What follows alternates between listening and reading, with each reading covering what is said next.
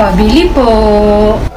Ano sa'yo? Sarado muna kami kasi mag-grocery kami. Grabe naman, galit agad para bibili lang. Mamaya ka na lang bumili. Mama, ready na po ako. Okay, mabuti naman. Tara na, let's go.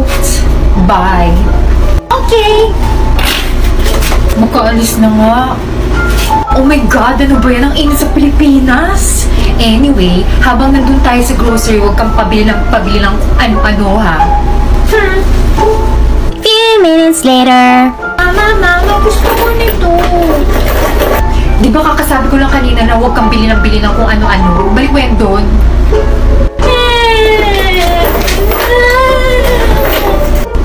Huwag kang skandalo dito. Sige na nga, lagay mo na yan sa cart natin. Sama ng ugali ng batang to. Jusera, mana ka sa akin. Yay! My God, ano ba yan? Ang dami nating nabili. Buti na lang at mayaman tayo. Rich. Teka, parang may kulang sa binili natin. Shampoo. Dito ka lang nga, anak. Sige, kukuha lang ako Okay. Few minutes later. Hala, bakit ang tagal? Next na kami. Next po.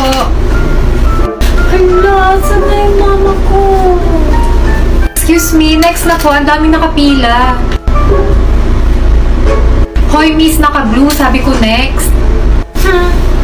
Wala pa yung mama ko.